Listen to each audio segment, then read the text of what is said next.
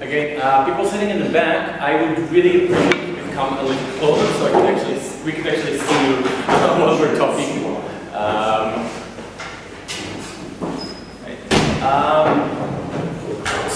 Hi everyone, welcome, good morning. My name is Ayal, I guess Tin you know. So what we'll be doing in this session is talking about extensions, bottom half, both what an extension is and how to come up with extensions, and then how to work during prep and during the debate as a bottom half team. That's essentially what this lecture is supposed to be about.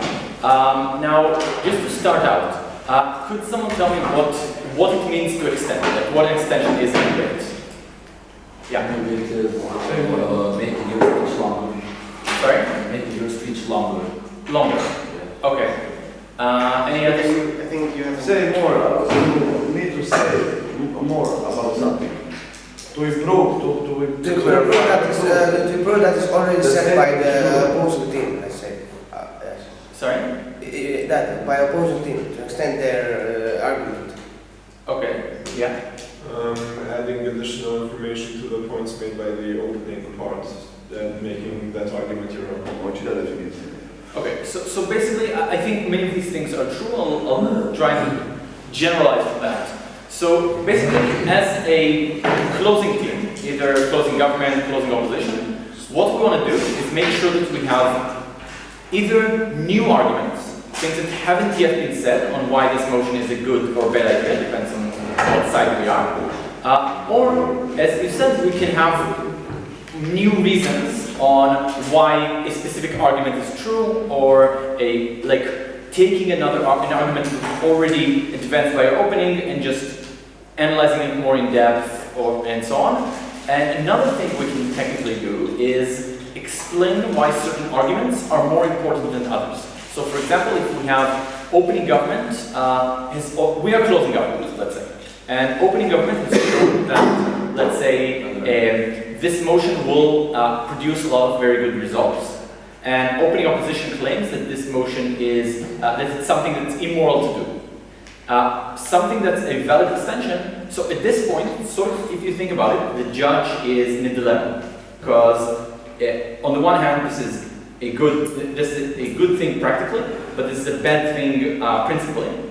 And one very useful thing we can do as a bottom half is closing government is explaining why the practicalities are more important than the principles in this specific case. So what we call a weighing extension, explaining why one thing is more important than another. That's also a very useful way of extension. I'll hand over to Tin in a second, but I'll just say that basically the way to think about extensions is why do we have this strange format with 4 teams and not just government and opposition?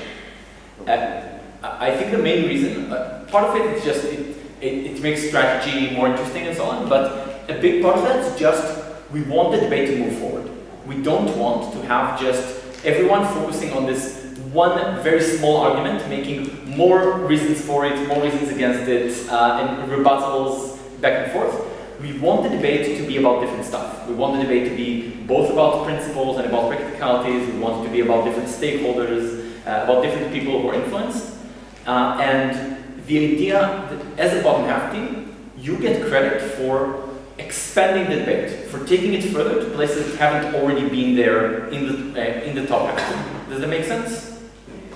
Cool. So in general, just to summarize what Ayal said in terms of what is an extension, because your answers were vastly different depending on who asked.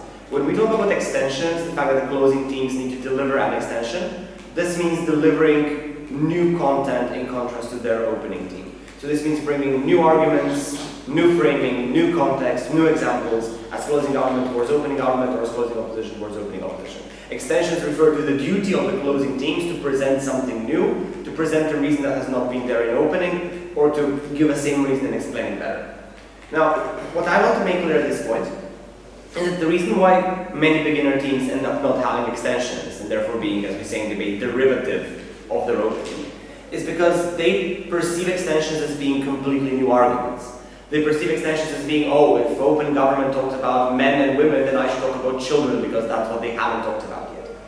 Always keep in mind that extensions do not have to be new arguments in a qualitative sense. They can be better explained arguments that came out of opening half.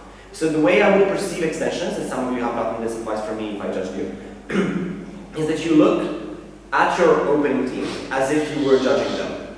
What advice would you give to your opening? What arguments could they have run that they haven't run? How could they have improved their existing arguments? Which mechanisms could they have added? Which examples would have made their arguments stronger? And then use these things, these ways in which you know that your opening could have done their job better, and use that as your case. And explain exactly why the mechanisms that you added, why the examples that you just added, or the new arguments, are exactly what the judge needs to believe is true in order for your team to win. So look at closing sides as criticism of your own opening. Doing their job better at convincing the judge that you are correct and that your extension is true. So, given that in closing half, unlike opening half, so in opening half you get to prepare your entire case. Nobody can take your material, you prep for 15 minutes, you write a speech for Prime Minister or Leader of Opposition, you're in complete charge of what the debate is going to be. In closing half, it very often happens, I mean it always happens, you do not know what opening is going to run. You don't know what arguments, if you're closing argument, you don't know what opening argument is going to say. This means you can never know your extension in advance. You have to adapt to the circumstances of the debate, you have to adapt to what the opening is saying. Given that, my question to you would be, how do you think prep time should look in closing? What would you intuitively, what would you do differently when preparing for CG or CO as compared to opening? First of all, you need to listen to what the opening team said. You need to take notes and what's... No, prep time. Yeah, sure, but that's true, but during preparation time, so before the debate, how do you use your 15 minutes of preparation time when you're closing? Great. What do you do? First, you need to think like you are open, government, and then what did you say, just more of that and improve that. Okay. Because we can't improve something what we don't say. You need to choose one argument and talk more about that argument. You need to develop that argument. So maybe it's better have a less argument, but with more extension, with more development. Okay. Nice. Yeah. Maybe try and find the burdens and clashes, and based on that, try and find out what the two opening teams are going to talk about, and then work Yeah. from there. Yeah, I think all of your, you want to say something? No. I think all of your answers are correct to an extent. I think this is probably closest to the gist of it. So the idea is, given that you cannot know what opening is going to run, that's what you in the third row said correctly. The smartest thing you can do is try to think of as many potential clashes in the debate as possible. Which debates can happen here?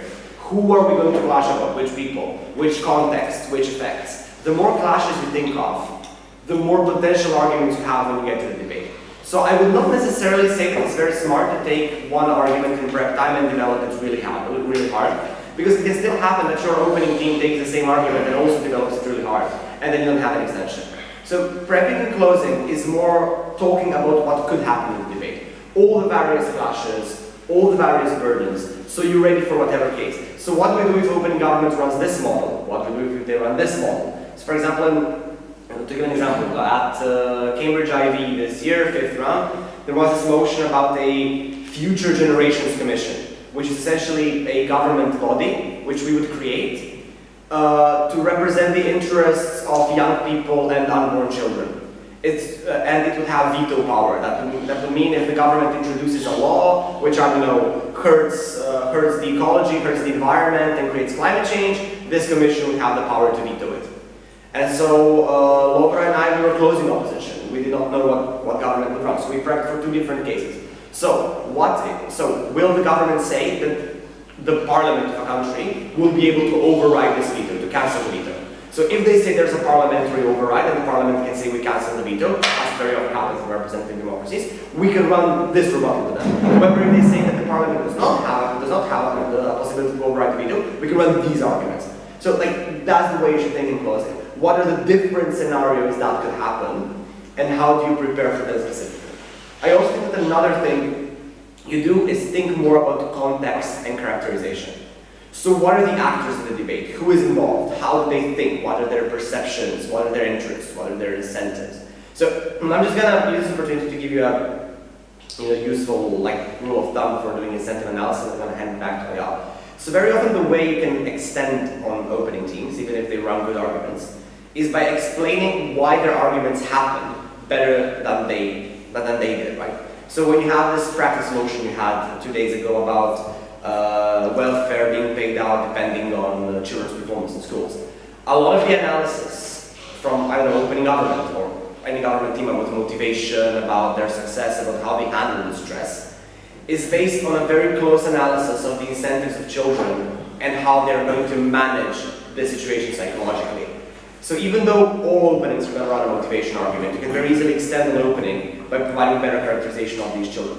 So what I'm going to do now, I'm going to give you 3 ways in which you can discuss incentives of actors. Incentive means motivation. So what motivates an actor, what drives an actor to do something, that's an incentive.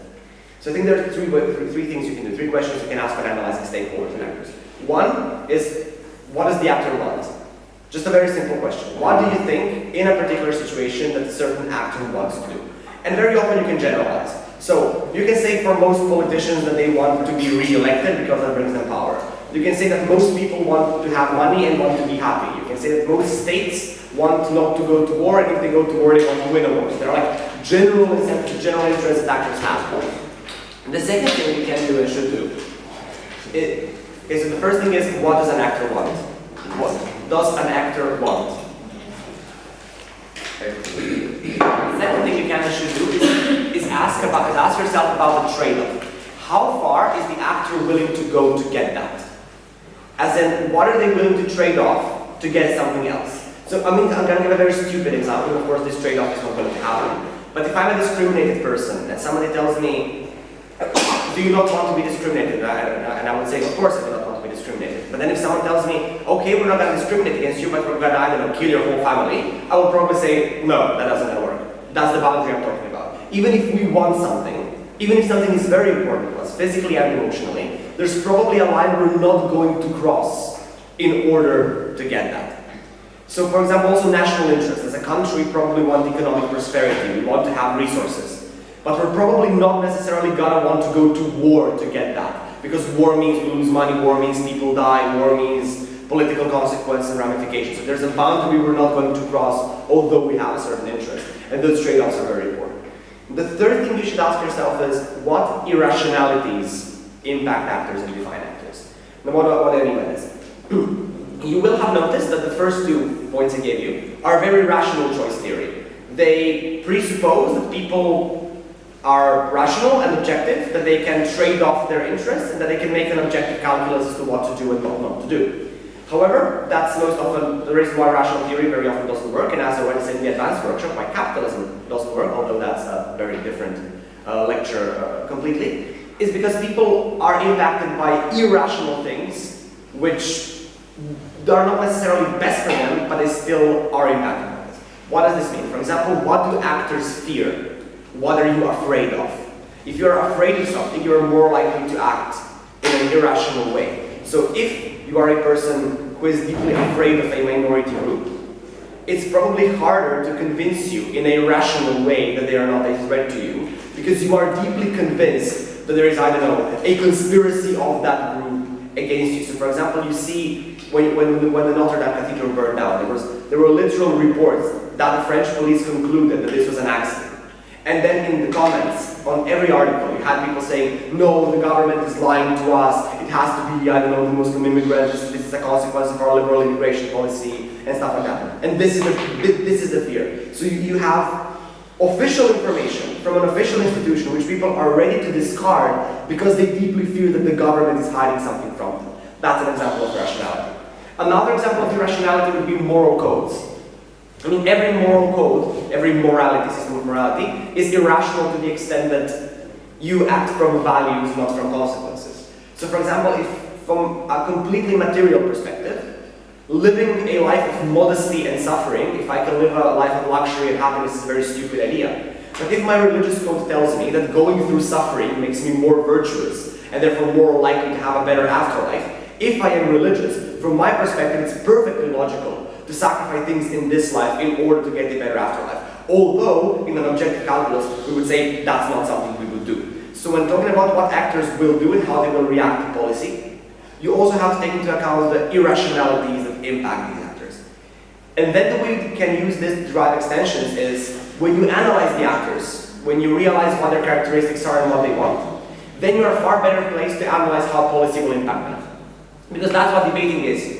You take a man, you characterize him, characterize his interests, like give him some kind of like contours. What does he want, who is he? And do the motion to him. That's debating. It's manipulating imaginary people. Taking motions and asking yourself, what happens to this man if I do this to him? What happens to this man if I implement this policy? Is he angry? Is he happy? How will he react? And why is that good for me? And I think that's how you can envision debating in general and also creating extensions. And with that, probably we should move on to like weighing and comparatives a little bit. So I'm going to hand it over to Ayal. Okay, so I'll sure. Can you please just sum up? So number 1, number 2, number 3. Number 1 is what do actors want? Okay. Number 2 is how far are they willing to go to get it?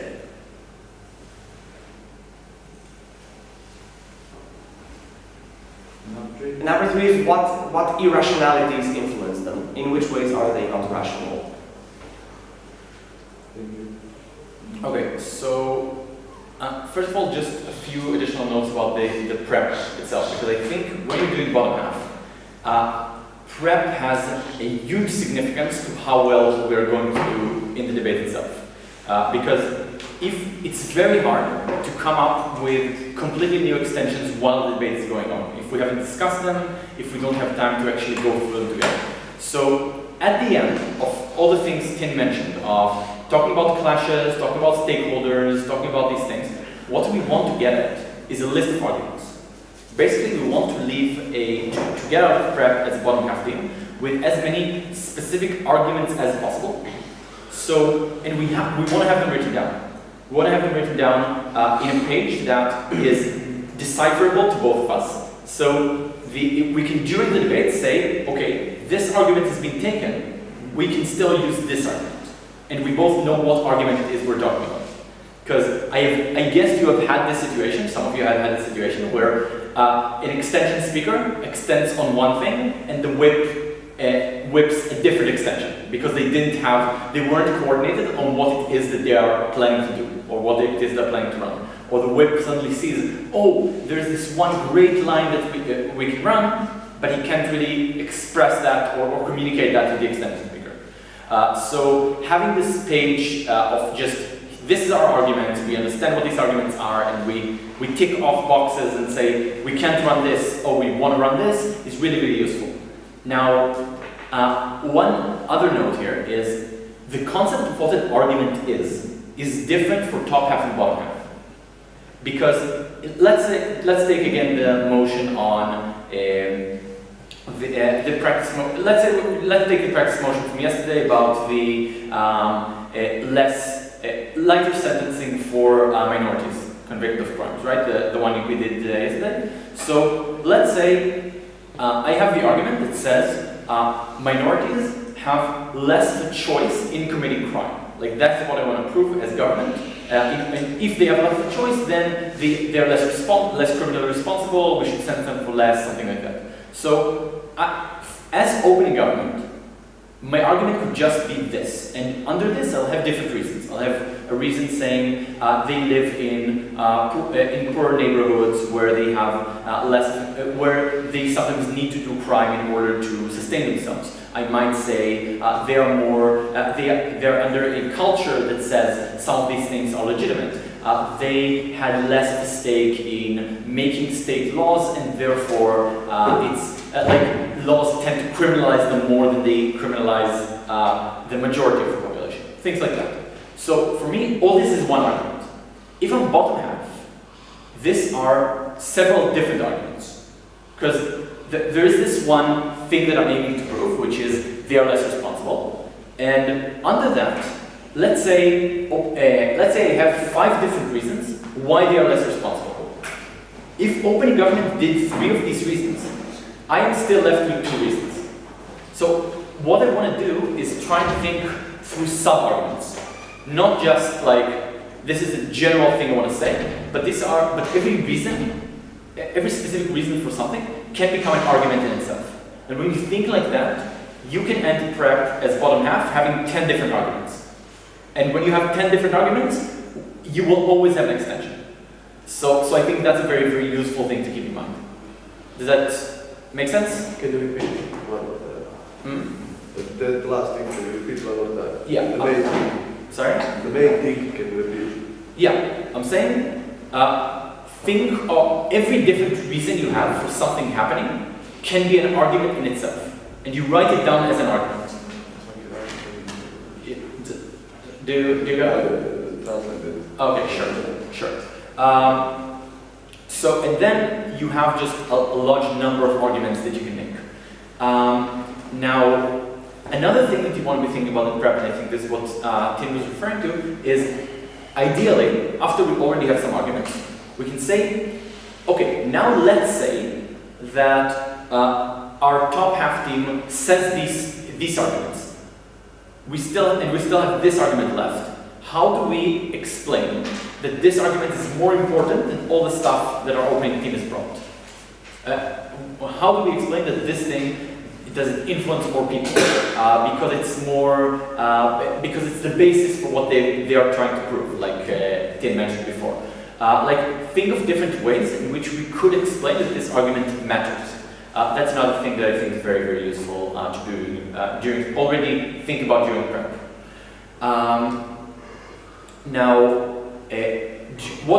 So I think that pretty much covers prep and what to do during it, unless you have anything additional. I would just like to add a couple of advice referring to what you just said about comparing your argument to the rest of the debate. Yeah. So there are two ways in which you can extend. One is bringing a completely new argument. And in this case, you need to provide reasons, metrics, by which your argument takes over other arguments in the debate. There are a number of things you can do. I'm just going to list out a few so you know what I'm talking about here. One would be the extent of the impact. So which argument impacts people more and brings more harm or more good. So harms and benefits can impact the same amount of people, but they can be more or less intensive. So are we talking about literal lives being saved? Are we talking about someone's life being significantly better? Are we talking about someone's life being marginally better? So quantifying the intensity of the impact, be it good or bad, is one thing you can do. Another thing you can do is, as Ayal mentioned, talk about the number of people who are impacted. So this tends to be, for example, very useful in international relations debates, where if you're talking about wars, unfortunately, some of the clashes of these debates come down to literal body count. Who saves more lives and where more people die? This is a basic example of this kind of comparison. Like simple numbers of people, numbers of stakeholders who are impacted by a certain thing.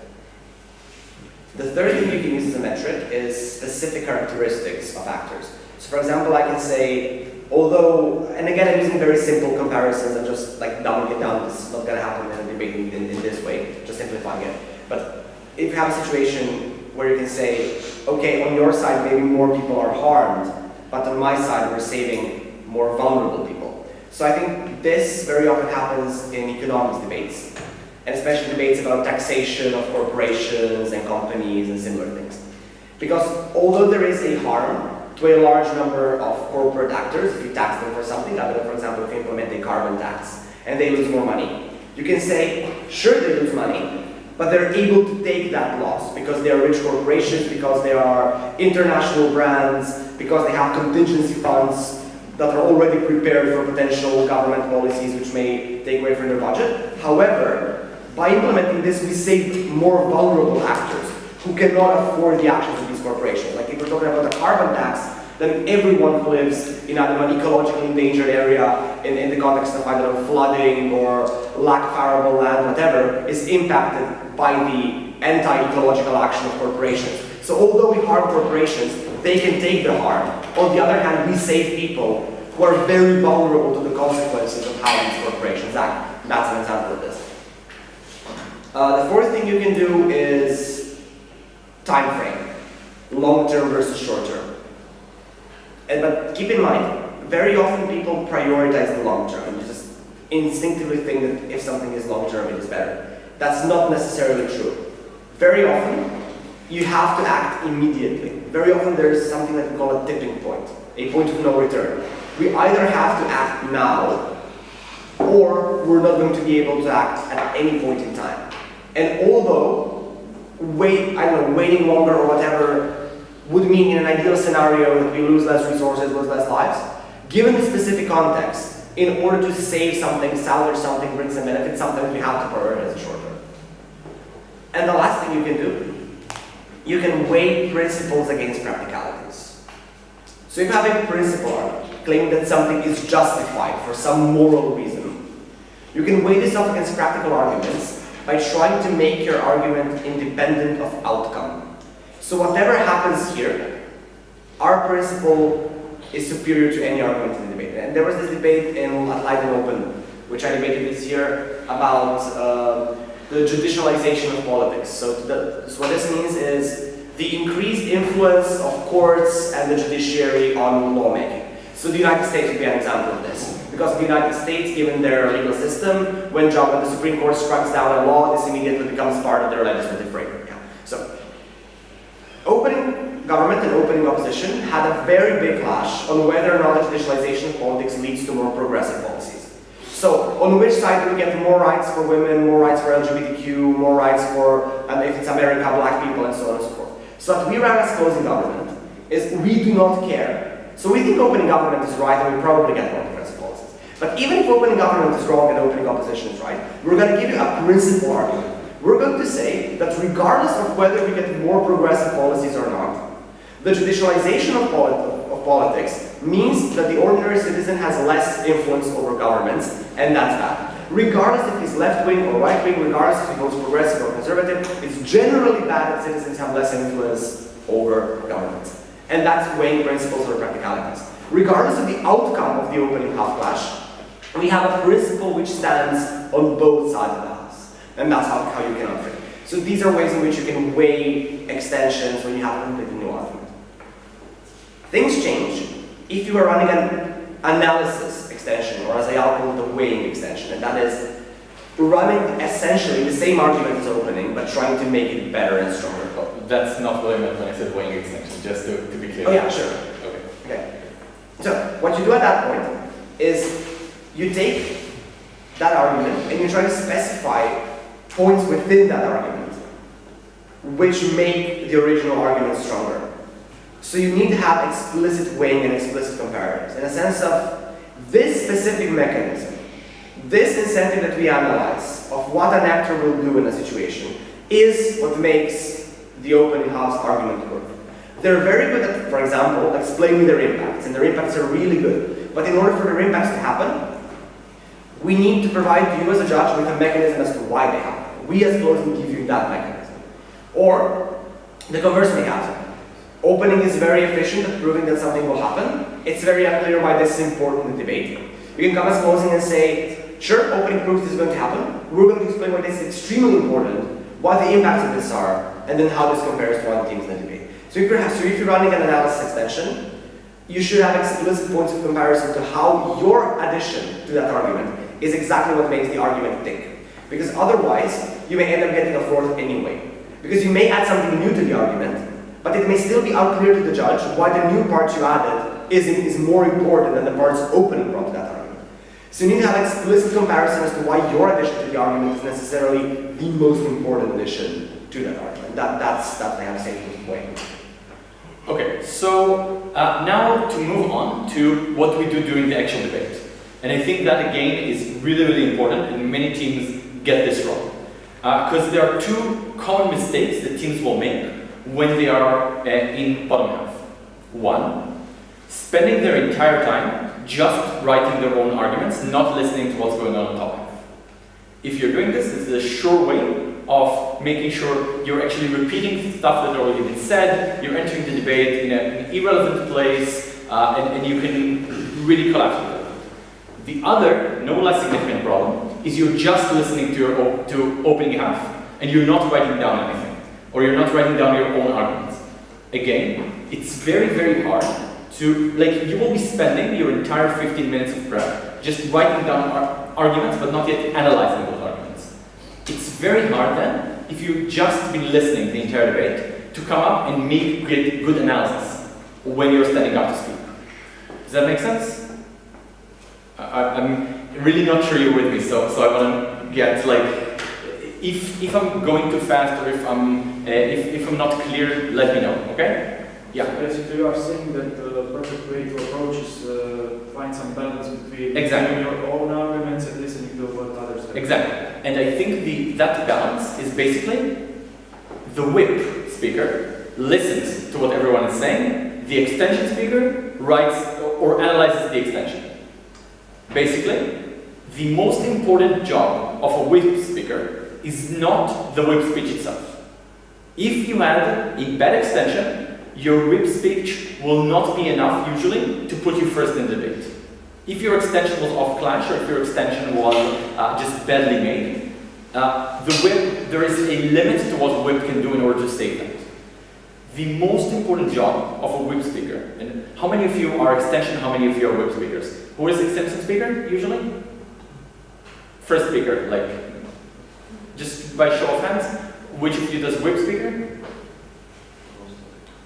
Okay, the rest of you? Most of them are unsure. Okay, yeah, sometimes you do either this or that, that's also fair. Anyway, the idea is, as a whip speaker, my job is to listen to the debate, right? Because I'm summing it up, I want to know what arguments are being made. So in that, I'm also trying to notice where teams are clashing with each other. So first of all, I just notice, okay, this argument is being made. And again, I have this page saying these are arguments. So I can turn to my extension speaker and say, this argument that we have on the page is taken, like cross it out. This is something that our opening already said, don't get into this argument. Because this argument will be repetitive, they've already taken it. So this is the first thing. I just see which arguments have already been taken, and I tell my extension speaker to not run those arguments. But more importantly, I listen to where teams are clashing. Basically, the argument between these two teams is now on how this will influence children. This is the clash happening in topics. Now, I can think of doing one of two things. Either I have an argument that can win this clash. I have an argument where I can say, this is the most important argument on how this influences children, and therefore we should run this argument. Another thing I can do is just say, I have an argument that's not related to this clash at all. Like, I have an argument about how this influences parents. But I think we should just avoid that clash for now and run something else, and I can explain why that other thing is more important than this clash these two teams have. So basically, what I'm trying to do as a web speaker is, while I'm listening, come up with a strategy to win the debate and communicate that to my extension speaker. Not the entire thing. I don't have to explain, like, there are many things in my head that I cannot, while the debate is going on and while my partner is busy writing their speech, I can't tell him everything that goes through my head. What is important for me to tell is, this argument needs to be made. This is something we're running. And then, sometimes as a whip, I will be able to explain, this is the reason we have run this argument. This is why this argument really, really matters, because of all the other stuff that's happened in the debate. And that's basically, when you think about a good whip speech, essentially it's, first of all, directing your extension to the right place, and then explaining in your own speech why that extension mattered in that specific place.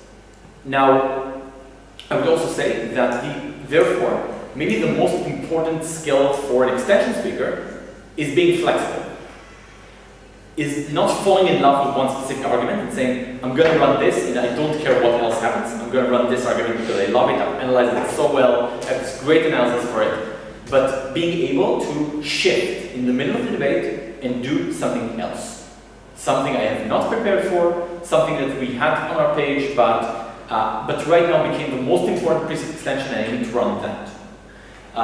And that's a skill that takes learning, because it's much easier to just run with what you had planned in prep. But that's usually less effective than being able to switch during the debate and be responsive to what other teams are doing. So that's generally like my conception at least of how ideally we want to work during while the debate is happening. I would even take that one step further and say while the first two speeches are going on, like leader of opposition, prime minister, leader of opposition, I want to be most, like as a whip, I just want to be listening. As extension speaker, I want to be listening to the headlines. I want to be listening just when they say, these are going to be our arguments, this is our mechanism, stuff like that, besides that I'm writing. After the two first speeches are done, I pretty much start getting what the clash is. I know what these teams are arguing about, usually, except in very high rooms, or sometimes, this occasionally happens, but not often. Usually, second speakers in top half are not going to add completely new lines of analysis. Like they're going to deepen points that were already made, they're going to maybe add an argument, but they're going to be generally the same clashes. So at the end of the two first speakers, you usually know in which direction the debate is going, and you can tailor your extension according to that. So I think that's also something very useful to keep in mind. Now I'll hand back to Ken for more on that. Yeah, so what I would just like to talk about now is more like procedural stuff, as in how to structure these speeches and how they look. So the role of the extension speaker is to respond to the other team and to deliver an extension. However, the burden of the extension speaker to do rebuttal is far lower, is expected to be far lower than the whip speaker. Because the primary duty of the member of government and the member of the opposition is to deliver their extension. So very often this means that you cannot have extensive rebuttal to the other side when you're an extension speaker, especially in rooms that are loaded with content, because this means you do not get to do both things because you do not have time. There are a number of things you do then. One is you have external rebuttal, because external rebuttal means rebuttal that is not connected to your extension or part of your extension, to the most important premises of, for example, opening opposition, if you're a CG. But you pick out only the main premises, only the headlines, and you rebut those. You do not go deeply into details. The second thing you can do to be more responsive as an extension speaker is try to integrate rebuttal into your extension. What does this mean? This means that when you are delivering your extension, when you are delivering your argument, you also notify the judge of how this argument responds to the other team. So when you deliver your extension, a line of extension saying, this is going to help children perform better in school, this also responds to opening opposition's line of how children are going to be less motivated, and this is how it responds. So simply explaining how your material responds and adding a few lines of how it responds and why it responds. The third thing is, a very important part of doing closing half is communicating with your whip speaker. So you are perfectly fine with dividing rebuttal between the two of you. So when you're going out to speak as an extension, you should tell your whip speaker, you should communicate with them. Look, these are the things I'm going to respond to. This is the rebuttal I can integrate. However, I'm not going to have time to respond to this claim made by OG. That's something you have to do. And conversely, the whip speaker has to listen to what the extension was responsive to and then pick up what was left. Because that's essentially the duty of the whip speaker. So the reason why the whip speaker is called the whip speaker is because this is the British parliamentary format. And in the British Parliament, in the American Parliament, the whip is the person who moves around Parliament and convinces members of Parliament to vote for the proposals of their party. In other words, they whip up votes. So the role of the whip in conventional politics is to convince people to vote for what he is proposing. And that is very similar to what the whip has to do in debating. Because your role as the whip speaker is to have the final say on why your team should win this debate. And there are two things you do here. You do rebuttal, and you do comparing of your material to the opening. So in terms of rebuttal, your hands are more or less free. You are allowed and invited to and should respond to any claim that you can that was left standing from the other team that your extension did not respond to. The reason why you do this is because you want to lower the significance of the cases of all other teams in the debate, to prove that they are wrong, to prove that they do not stand, and then, while doing that rebuttal, compare this to your case by saying, this is wrong, or we mitigated this, or this impact is not as big, however we bring you something that is incredibly important. The second thing that you do is weighing and saying, look, my partner brought this to the table. This is how it's important.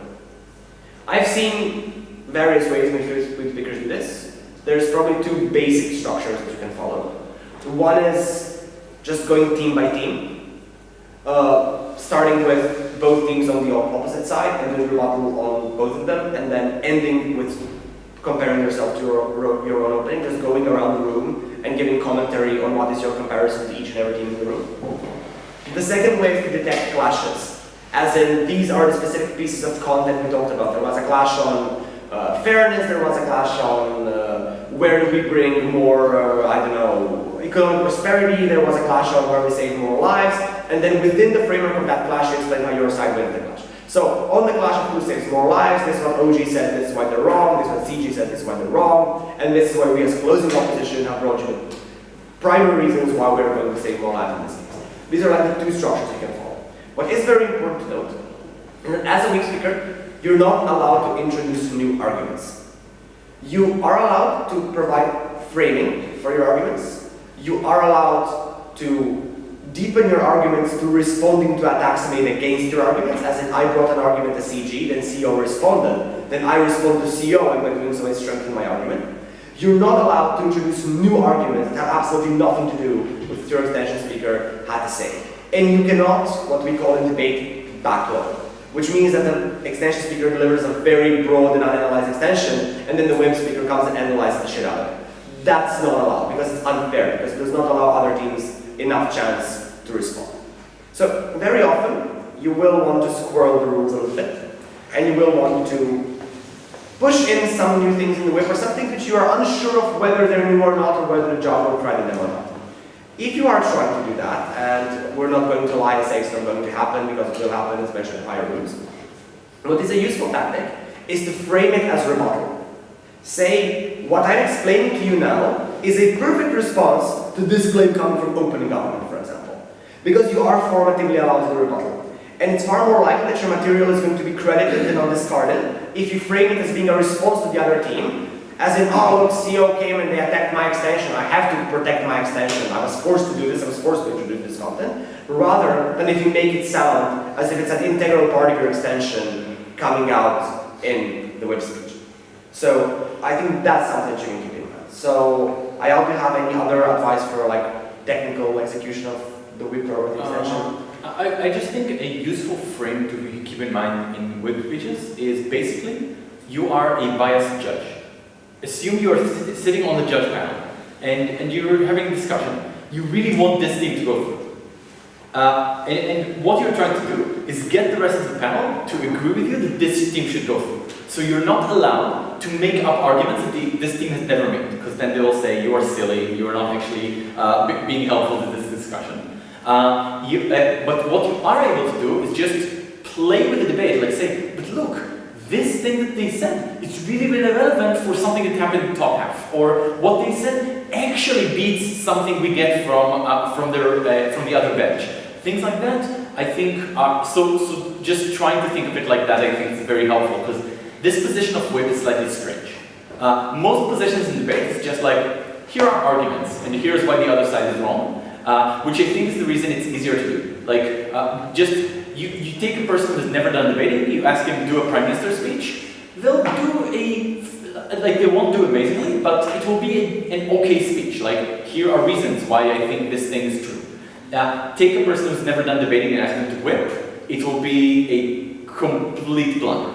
And the reason is, this position is dependent on the rules of the format, so I think just thinking of it through, you're actually sort of in between the speakers and the judges is a sort of useful way to think about that. So I think I want to suggest we do a drill, by which what we'll do is the following. We'll give you a motion. You can divide it into pairs or however you want to do it, and just think of as many arguments as you can for like 5 minutes. We're not doing the full thing here, so just think of as many arguments as you can.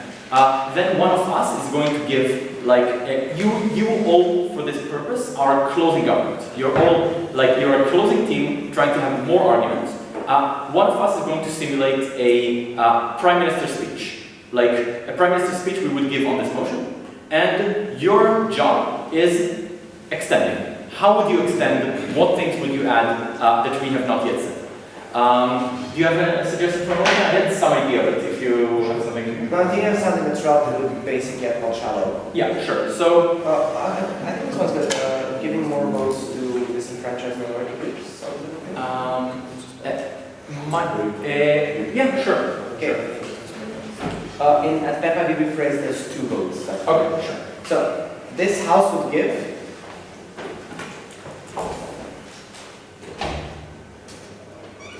2 votes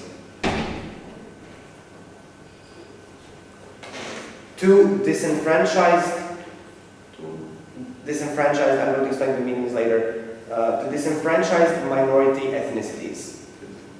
Can you write the... If I have, so yeah, I can write down. So, disenfranchised minority ethnicities means ethnic minority groups who are in any way oppressed or discriminated by the society. So for example, in the United States of America, black Muslims would definitely be a disenfranchised minority ethnicity.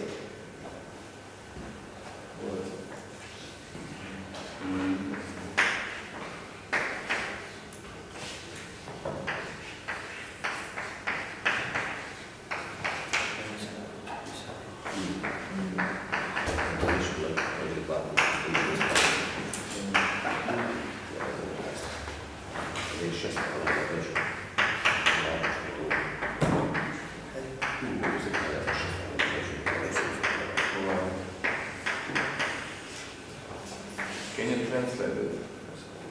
Yes. Just a moment.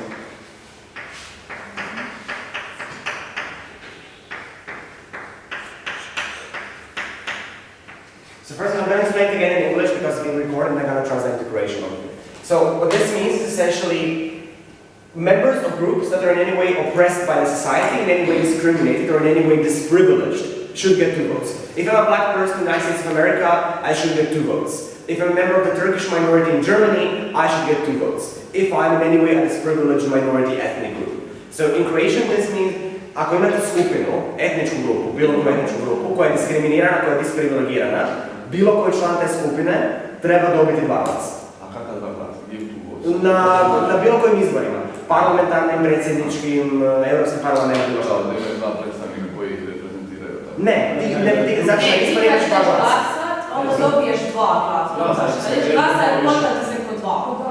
Aha, kao što je manje grupica, da, nisam upravo dobro. Okay. So take like 5 minutes. You can do it in groups. Just try and think of as many arguments as possible. Yeah, closing argument. Closing argument. You want to think as many arguments as possible why this is a good idea. Hey, Miss, do you want to do this?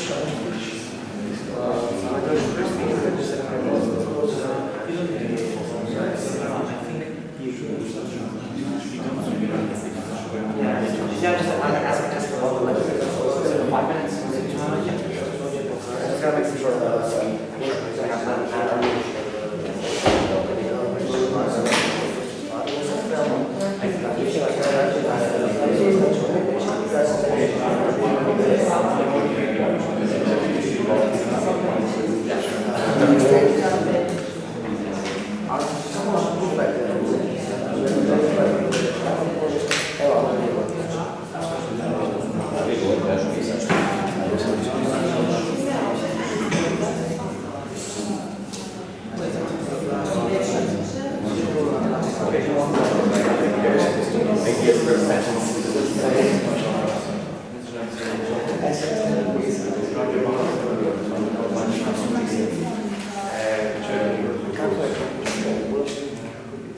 Does anyone have a spare pen?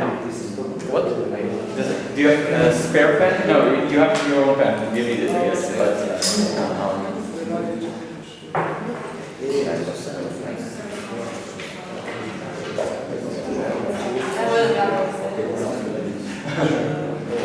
thank you so much.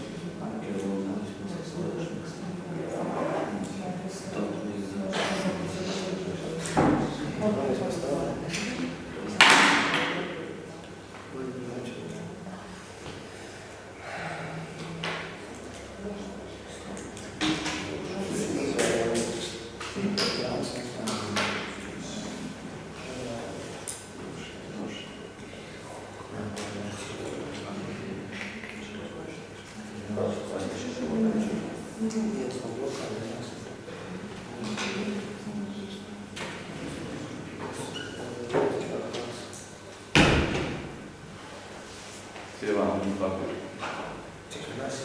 Scrivevamo sul papiro.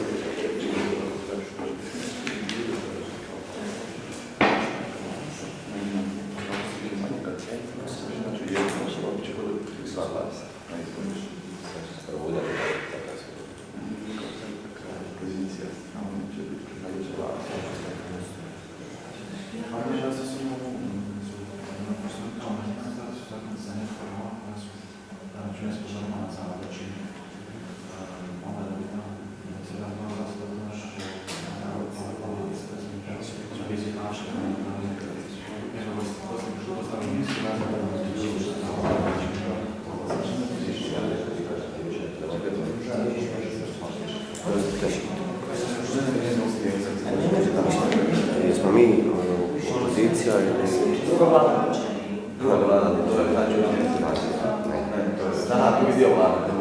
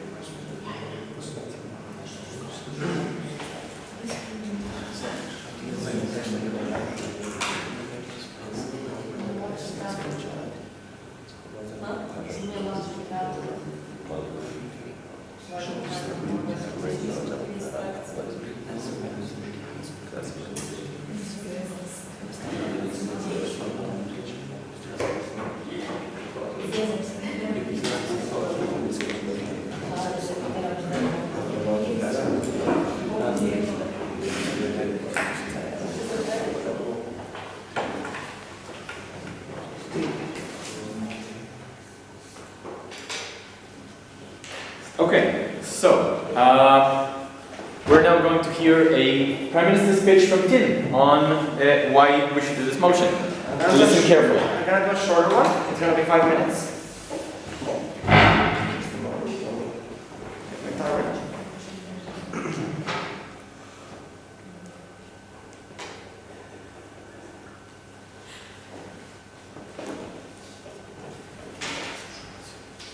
You guys ready?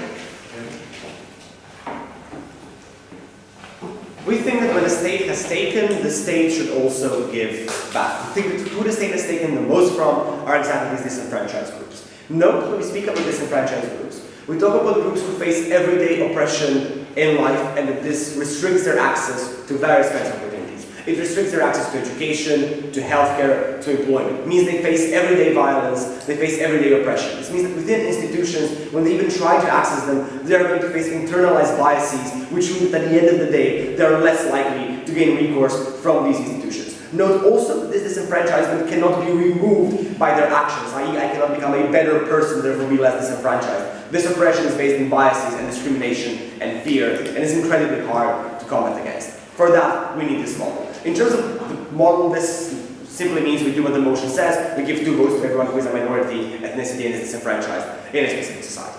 The first thing I want to talk about is political influence and the right of an individual to have recourse towards this thing. So we believe that the state is infinitely more powerful than you. The state controls every aspect of your life. It creates your educational policy, it creates your welfare policy, it creates any policy that you have access to.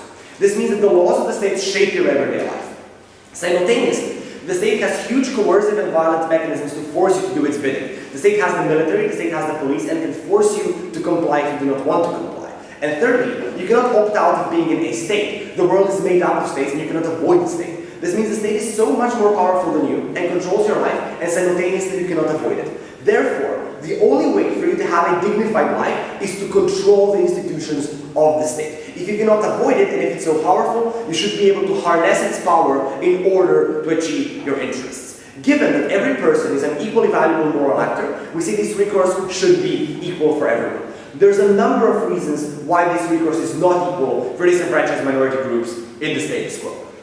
Number one, they simply face more need from the state. Very often this disenfranchisement and oppression means that they lack investment into parts of the city where they live, that they do not have access to education, that they are less likely to get employment. Therefore, concentrated poverty is very often what happens in these neighborhoods, and it's very hard to escape because it spills over into the entire economy of the neighborhood, and this means that you, by the lottery of birds, are born into a situation when you're more needy than someone else. Secondly, they face internalized racism on a day-to-day basis, meaning if you, for example, go to court, you're more likely to get a higher sentence simply because you're a member of a minority community. Thirdly, we say that they are in larger need of self-defense, because if the violent institutions of the state act against you, if you have situations in America where a black person is trying to draw his wallet from his pocket, that he gets shot because the policeman thinks that he's drawing a gun, and this is completely accepted within the framework of the state. What this means is that then they need to have recourse to shape the way that these violent mechanisms act in order to act less violently towards them.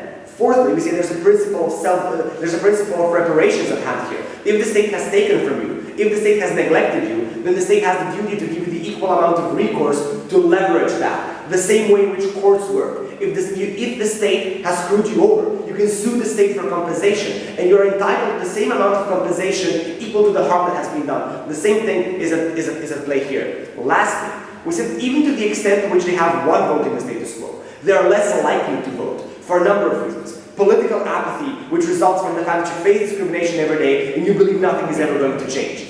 Significant poverty, which means you are less likely to access education, and education is one of the primary predictors of whether or not you are going to vote. This means there are structural barriers to them exercising their power today to the extent to which they have it. This means the only way in which we can equalize recourse is by giving them 2 votes. How does this work? They become a far more important electoral body. By having 2 votes, they contribute double as much to the campaign of every politician. This means in order to get re-election, as a completely selfish politician who cares about nothing else but himself, you have to pander to these people. You have to give them electoral promises. And these promises are what you're going to be judged on the next elections. And you know you have to fulfill them, because these people have 2 votes, and they're far more powerful in punishing you. So even if you do not get your own political party to power, we don't think this will happen, you still get to influence the establishment. Secondly, and lastly, in the last 30 seconds of my speech, you are now more likely to participate politically. Because one of the primary reasons of political apathy is because you think nothing will ever change. But at the point where you have 2 votes, it's very visual for you, right? They have 1 vote and I have 2 votes. I am now more powerful than the majority group. Therefore, I now see I have control, I see I have power, I'm more likely to go to the voting booth and cast that ballot, meaning that a larger amount of members of that group who tend to have similar interests are now going to vote. Their interests are going to be more represented, therefore more binding for politicians. For these reasons, we should propose this motion. Okay, thank you, Tim, for that speech. So, before we discuss how we extend on this speech, let's understand what was actually said. So, can someone summarize to me what the main arguments Tim made were? Yeah. Taking back what was like taken reparation, motivating the minorities to get more politically active.